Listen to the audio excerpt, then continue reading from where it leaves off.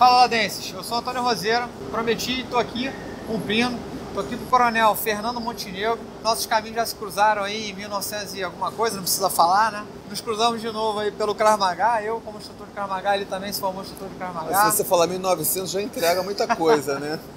E eu fiz questão de trazer ele aqui hoje para falar para vocês, porque ele é um especialista, né? Além de ter diversos cursos do Exército Brasileiro, comandos, forças especiais, todos os cursos do Exército eu acho que o Montenegro tem, né? Faltou algum? Faltou alguns ali, montanha, precursor paraquedista e tal. E ele é um cara que sabe muito da parte de antiterror, contra-terror. Hoje está lá em Portugal, né? Dando instrução, está lecionando praticamente sobre isso. E em 2016, o Brasil era palco aqui de um grande evento, né? Finalmente, a gente teve Copa do Mundo, Olimpíadas. E você, além de ter sido o comandante da ocupação da Penha, do Alemão, você teve um papel muito importante em 2016 com a parte de preparação de contra-terror, antiterror. Queria que você falasse para os ladenses aí como é que foi isso, como é que a gente vai poder ajudar o cara que está ali, que era, pô, eu posso ajudar mais? Será que eu posso ter alguma capacitação nesse segmento, que é um segmento tão restrito? Né? É verdade. A primeira coisa que a gente tem que entender é que a capacidade de prevenir o atentado terrorista, ela aumenta exponencialmente à medida que todas as pessoas passam a participar disso. Então, se você tem só os agentes de segurança preocupados com isso, a gente tem uma sociedade muito relaxada. A diferença que tem, por exemplo, uma sociedade israelense, onde está todo mundo ligado e antenado.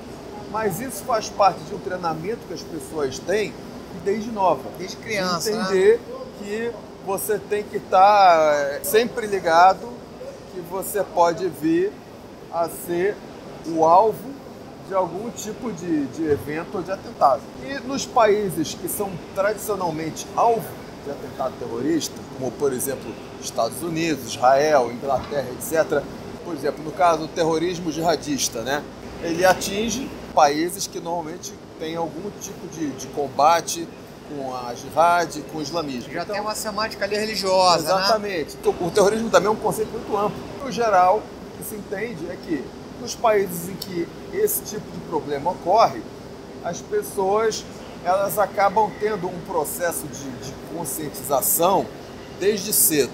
Já ficam antenadas, por exemplo, se vê uma sacola abandonada, né, num local. E isso aconteceu no Brasil nos anos 60, 70, só de 66 até 68, o Brasil teve mais de 30 atentados terroristas. Inclusive, né, tem gente aí que acha que nunca teve atentado terrorista no Brasil, né? Tá redondamente enganado, tem que estudar um pouco mais de história, né? Exatamente. Então, por exemplo, a gente em 66 teve uma explosão de uma bomba que era justamente uma sacola abandonada, que era um terrorismo de viés ideológico no aeroporto de Guararapes.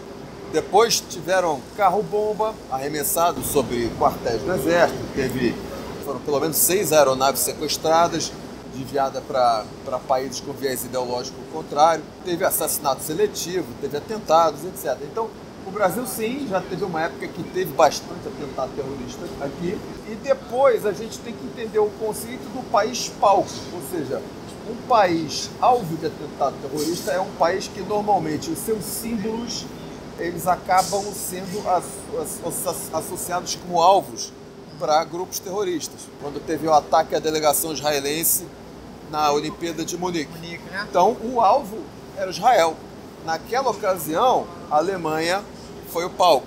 Já entendendo esse tipo de conceito, a gente olha que a gente sendo palco, por exemplo, de uma Copa do Mundo, de uma Olimpíada, em que vem delegações de outros países que são tradicionalmente alvos de atentado terrorista, a gente poderia ter sido, na ocasião, um país palco. Conversando com o pessoal que trabalhou efetivamente nisso, um trabalho de desenvolvimento, de percepção de pessoas que não são ligadas tradicionalmente à segurança. Ou seja, pessoas que trabalham como camareira de hotéis, como motoristas, ou pessoas que trabalham em estações de metrô, em estações ferroviárias, ou seja, não são pessoas ligadas à segurança, mas receberam esse tipo de treinamento, foram identificados testes no nosso sistema de segurança, visando, durante o evento, fazer algum tipo de atentado. E então ali você consegue identificar um ponto de falha que você pode... Exatamente. Vai te dar um feedback, ou que está vendo que está sendo testado, e aí eles vendo que está sendo testado, o atentado não vai acontecer. O atentado, na verdade, é uma grande propaganda. Se o atentado não funciona direito, ele acaba sendo, digamos, uma propaganda negativa. Ou seja, a facção ela acaba sendo desmoralizada, né? E uma maneira de prevenir isso é você tendo capilaridade. Ou seja, quanto mais gente tiver preparada para identificar indícios de um possível atentado terrorista, né? E tem vários tipos de indícios, é justamente isso que está no curso, mais fácil fica da gente se prevenir. A gente às vezes tem aqui no Brasil uma mentalidade que isso é problema do policial, do sujeito da segurança. Não, o sujeito que está interessado em fazer alguma coisa, ele vai justamente ficar vigiando quem é que trabalha na segurança, quem são os agentes de segurança, para driblar aquele cara. E aí que entra, no caso, as outras pessoas. O cidadão comum, né? O cidadão comum. Bom, e aí a gente fez um vídeo onde a gente falou sobre isso, né? A gente acabou, infelizmente, de ver aí que não só na Nova Zelândia houve um atentado terrível, né? E aqui também em Suzano, no Brasil. Então a gente vê que se algumas daquelas pessoas tivessem um mínimo de conhecimento e também, claro, né, tem que ter a vontade de agir aí, como a gente chama de cão pastor, tentar fazer a diferença. Aquilo ali poderia ter sido pelo menos mitigado, né? Como é que o cidadão comum ele pode receber esse treinamento? Na verdade eu estou fazendo a pergunta, eu já sei, né? Esse curso de 2016 eu tive a oportunidade de fazer e aí agora ele virou um curso à distância, né? Ou seja, online, aquelas palestras que você fez, As né? aulas foram gravadas e foram transformadas num curso online. Vou atualizando com outros conhecimentos para quem quer aprofundar no assunto e colocando outras situações para que as pessoas possam ter acesso a esse tipo de conhecimento. Porque a gente tem no Brasil, na América Latina particularmente, né? A gente tem aqui o que a gente chama de terrorismo criminal, ou seja, ações terroristas do crime organizado, mas isso não nos exclui da possibilidade de ter pessoas que se autorradicalizam e partem para esse outro tipo de coisa. Tem um autor que eu acho muito interessante, chamado de Dale Carnegie. O pessoal chama ele de autoajuda, mas ele fala de uma coisa muito interessante, que as pessoas elas sentem uma necessidade de ser reconhecidas, seja lá pelo que for. Só que tem pessoas que sentem a necessidade de ser reconhecidas, mas tem um problema psicológico complicado. Tem gente que pode estar sujeito ao que se chama de violência imitativa. Um atentado terrorista, um desse que foi transmitido ao vivo da Nova Zelândia, etc e tal. E olha aquilo ali, aquilo ali foi momentos de glória do sujeito, né? E ele pode olhar, eu quero ter aquilo ali, mesmo que eu morra, mas ele vai se sentir assim com uma morte interessante. Acaba sendo um incentivo, né? Acaba sendo um incentivo, né? Então assim, essa violência imitativa ela tem várias vertentes. Por exemplo, quando o Daesh, né? Tem gente que gosta de falar de Estado Islâmico, mas eu acho um termo completamente incompatível. Lá na Europa eles têm horror a falar em Estado Islâmico, né? Eles falam Daesh mesmo. Então, quando o Daesh começou a fazer aquelas superproduções de alta definição, mostrando o sujeito com a cabeça sendo degolado, queimando, morrendo afogado, barbarizando, mostrando o terror, né? E começou a jogar aquilo ali nas redes sociais. Aquilo ali acabou chegando, por exemplo, na América Latina, e os criminosos daqui passaram a imitar. De uma forma mais rudimentar, as imagens não tinham a mesma qualidade, mas fazer a violência, registrar e mostrar, né? Com o intuito de produzir terror. Sim. Então a gente teve aquele primeiro caso de autorradicalização do Wellington em 2011, na época eu estava até ocupando o Complexo do Alemão, aquela escola de realengo. Então, aí falaram, a culpa é que fizeram bullying nele, não tem nada a ver, assim, tem um monte de gente que sofreu bullying. E ninguém entrou em escola, né? Acho que todo mundo já sofreu bullying na vida de alguma forma, eu diria por isso que você vai pegar uma arma e vai sair dando tiro nos outros, né? Ele foi o quê? Também violência imitativa, se autorradicalizou através da internet, é possível, infelizmente, fazer isso. Eles têm uma teoria, né, de faça a coisa ser simples e começam a estimular as pessoas a querer ter o seu momento de glória de qualquer forma. Então, teve aquele atentado lá na França. O sujeito pegou o caminhão, Caminhão, né? saiu Nice, né? atropelando E todo aí mundo é- no dia da tomada da Bastilha, né? E 14 aí é de engraçado, julho. né, que em Israel, quando a gente esteve em Israel, aconteceu também um atentado. Uma semana antes, um caminhão abarroando os soldados que estavam no ponto de ônibus, né? Exato. Ou seja, aí o pessoal fica Isso preocupado aconteceu com na a Suécia, arma, né? aconteceu na Alemanha, numa feira de Natal. Tem outras. O sujeito pega uma faca e sai esfaqueando as pessoas, né? Que nem aconteceu na Inglaterra, no metrô.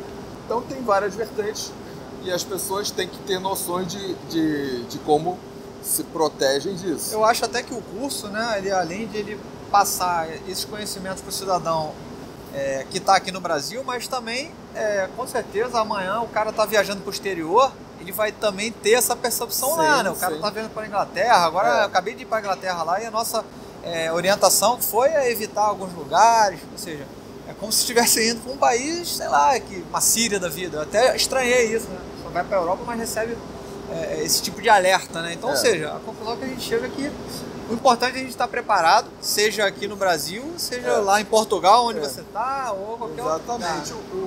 A violência, ela normalmente atende o princípio da surpresa. A gente tem um país aqui com índices de violência altíssimo. Normalmente a violência criminal, o sujeito quer te tomar alguma coisa, mas às vezes ela descamba para coisas aproveitamento mais... do êxito para o cara fazer uma outra barbaridade. O cara é mal mesmo para fazer mais barbaridade, né?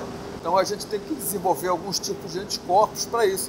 Agora, quando é no viés do terrorismo, que nem a vertente jihadista e tal, normalmente o sujeito já pega para querer matar logo, né? Ele não quer te tomar nada. O Ele objetivo quer dele é o terror direto. É o terror, né? E porque não é subtrair nada, um atentado terrorista, ele tem mais ou menos o efeito na imprensa de uma queda de avião. O avião cai. Aí a imprensa vai lá e mostra, né? A queda de avião. Uma semana falando aquilo. Uma semana. Né? Agora são 50 mortos, agora já são 80, agora são 85. E eu acho que uma coisa que assim, até me revolta aqui, a imprensa ela gosta muito de dar palco para esse pessoal, né? Exatamente. Que não, o certo seria não fazer isso. Eu até escrevi já um artigo sobre isso, a responsabilidade da mídia na Cyber Jihad. Ela entra naquele, não, a gente tem que noticiar, mas eles acabam dando uma super dimensão, que isso é justamente a última fase de um atentado terrorista, que é explorar o efeito. Quanto mais visibilidade tiver o atentado, que essa é a atividade fim do atentado, é dar visibilidade para a facção terrorista que fez que é tudo o atentado. Que eles querem, é o que eles querem. Dizer o seguinte, fizemos um bom trabalho. Olha, todo mundo, que nem a Al-Qaeda, o pessoal tinha ouvido falar pouco da Al-Qaeda, né? Depois quando teve o 11 de setembro, a Al-Qaeda ficou com a moral lá em cima, né? Depois teve o atentado de Madrid, Daesh, né, se desvinculou da Al-Qaeda, começou a querer ganhar visibilidade também. Às vezes até uma disputa, né, de ver quem é mais importante, quem tem mais visibilidade. Bom, então você que está assistindo aí, qualquer pessoa pode fazer o curso, tem um background check antes, como é que é? Ele vai se inscrever? É um treinamento que é feito para leigo. Ele é inspirado em conceitos europeus, israelenses, que foram juntados, passaram a ser transmitidos para as pessoas aqui na época da Copa do Mundo, da Olimpíada, para treinar pessoas leigas. É um conhecimento considerado imprescindível para quem é da área de segurança. Sim. E que é extremamente interessante que qualquer pessoa que o cidadão tenha aquela noção de bem, né? Para ela poder ter uma noção mínima de se proteger. Você ter uma noção de como utilizar objetos comuns na defesa pessoal. Tem objetos que você pode usar para bloquear, para se proteger. Objetos contundentes, objetos perfuro cortante, uma caneta se pode usar para furar o olho de alguém, para você ter condições de se defender. Situação que você esteja em absoluta desvantagem, né? Como é que você se abriga, se protege, diferença de coberta para abrigo, né? Como é que você sai da linha de fogo? Tá numa situação que você quer se esconder. Tem que pegar o celular, desligar ele, né? Ou botar no modo silencioso para não fazer barulho. Pela lei de Murphy, ele vai tocar bem na hora que você não quer, porque ele com certeza alguém vai te ligar naquela hora ali, né? Então você pega ali, né? faz uma chamada de emergência, mas tira o som se você não quiser se tornar um alvo. Ele não vai falar o curso todo aqui, senão perde a graça também. E também é impossível, né? Eu sei que eu posso dizer que eu aprendi bastante com esse curso, muitos conceitos envolvidos na parte de antiterror, contra-terror, que até tem uma diferença que você vai aprender lá, as 7 fases do atentado terrorista. Exatamente. Né? Vai entender um pouco mais como trabalhar sua mente e se preparar melhor para isso, né? E não é só isso não, hein? Tem prova também, que eu fiz a prova, tá? Para você receber o certificado do curso, tem uma prova. Isso aí. Né? Bom, pessoal, o assunto não se esgota aqui. Eu vou pedir para você seguir o Coronel Montenegro tanto lá no Instagram, que ele está sempre postando, fazendo atualizações, e também no YouTube, né? E obviamente, deixa aqui seus comentários, se você quiser fazer alguma pergunta, eu vou estar tentando responder, ele também. Mas é importante você ter na cabeça que você é um cidadão que você pode fazer a diferença. Basta você correr atrás de capacitação, de conhecimento, e eu prometi e está aqui a fonte. E pode salvar a sua vida também. E de outros, né? E de outros.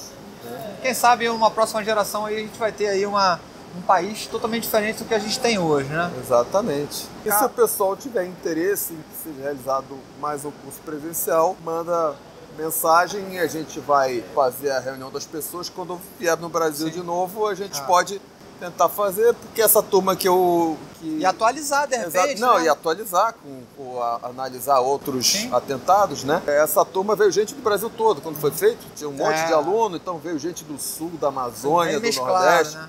E tinha gente de várias áreas, da área da segurança, tinha gente da área acadêmica. Então é isso, pessoal. Espero que vocês tenham gostado. Deixa aí seu like. E inscreva-se no canal para continuar acompanhando tudo que rola aqui no lado R, que aqui você já sabe, tem tiro, porrada e vlog. Tchau, até a próxima. Abraço.